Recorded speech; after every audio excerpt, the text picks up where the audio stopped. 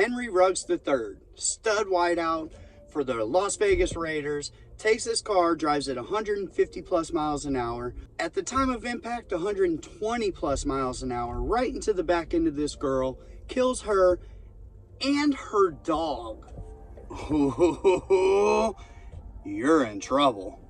Let me tell you about what the courts don't play with in Vegas. You get drunk, you start driving, and you kill someone, you're going to prison. I promise you that. Now, I am absolutely fully aware that there are going to be haters out there, probably in the comments, that are going to say, Rick, what makes you an expert on what's going to happen to Henry Ruggs? Well, I've seen this type of stuff.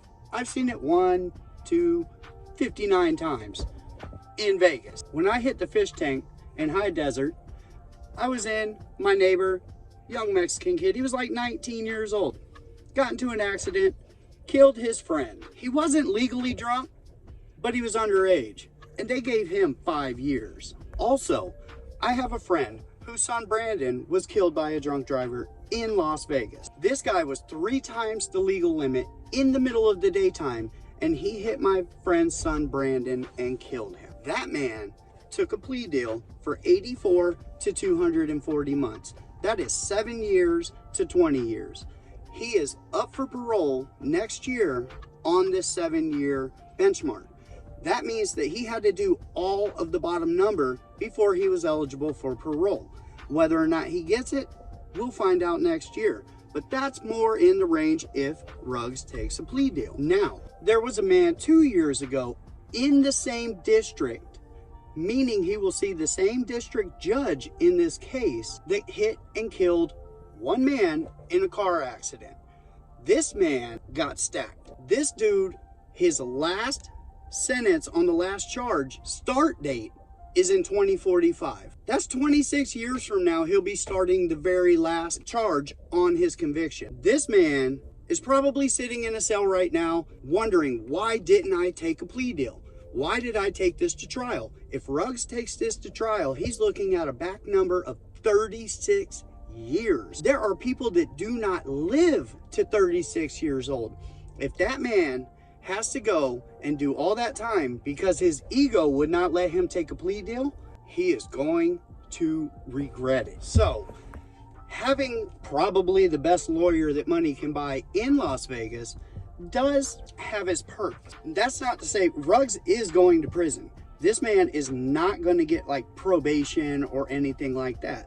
He is definitely going away for this. But having a great lawyer, no criminal background, things like that, he could end up getting maybe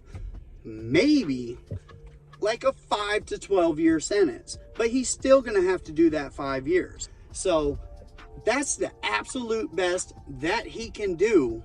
And that's if he gets a deal from a DA and the judge goes along with it, because they don't have to. Now, with all of that being said, what's his time going to look like? What is time for a Las Vegas Raiders wide receiver going to be? What's he going to go through? Let's dive into that. First things first, once he either takes a plea deal or he gets convicted, they might take him into custody right away, or they might allow him to stay out until sentencing. Hardly anybody gets to stay out till sentencing once you're convicted, unless you're famous, which he is. So I'm saying he'll probably be able to stay out and get his affairs in order before they take him into custody. Now, on his sentencing date, that's the last day he's going to have a freedom for a while. How long? We just talked about that. So he will be taken into custody, and he will be taken into the back of the courthouse. In the back of the courthouse, they have holding tanks. That is where they are going to shackle him up. They're going to take him down in the elevator, and there's a little tunnel that runs under the courthouse into the Clark County Detention Center. From there, they'll take him straight to intake, where they'll take his picture, get his fingerprints, and throw him in a holding cell. By himself, of course, because he's not going to general population ever. From intake, he's going to go to the North Tower, because that's the most secure tower that they have at CCDC. Now, in the North Tower, he's going to be in his own little cell by himself in a protective custody unit. Maybe even the hole, where he's only allowed out, and it's only him that's allowed out 1 hour a day, every day. And that's to shower and make phone calls. CCDC does not want to hold on to him for very long, and Nevada Department of Corrections wants to get their hands on him as quickly as possible so that they can just get through that whole fiasco of taking this guy into their custody. Sometime, probably within a week, the very longest he'll stay in CCDC will be a month. One morning, they're going to wake him up. He won't know he's going. Nobody will know he's going. That's how they do it. They surprise move you. So he's going to wake up. They're going to call him, tell him to pack his stuff up, and they're going to take him downstairs, dress him out, shackle him up, throw him in a van, and up north you go. He's going to High Desert State Prison, the intake for Southern Nevada. When you get off the van and you walk into intake at High Desert State Prison, this is exactly what it looks like. These guys start yelling right away. You walk in, it is face that wall. Put your face against the wall. Hands as high as they can go against the wall. If one of your hands drops or you look at me, I will take that as an act of aggression and I will act accordingly.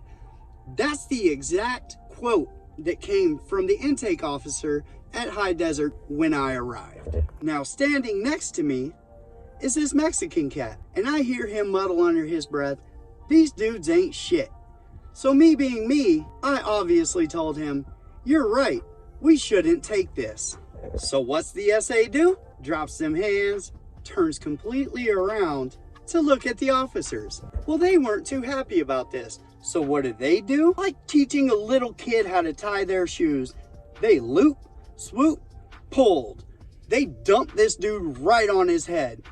Vicious.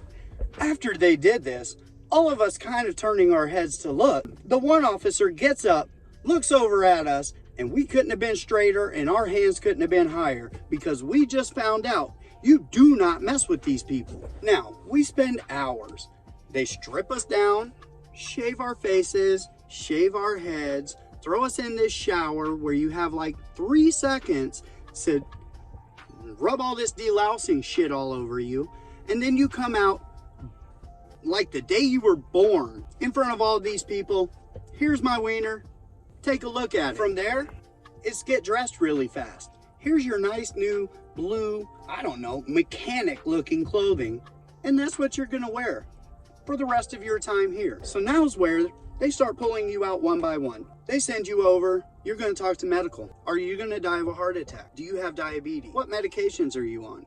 So that they know if you need to take medication every day, so that you don't just up and die on them, because things like that tend to look bad on the Department of Corrections. From there, you go talk to the head people. Do you have thoughts of hurting other people? Well, I'm pretty sure everybody in here probably has those type of thoughts. Do you have thoughts of harming yourself? This is where you're gonna wanna go ahead and check no in the box, because if you say yes, you just made your time a lot worse. After that little fiasco, you're gonna go over there and take your picture.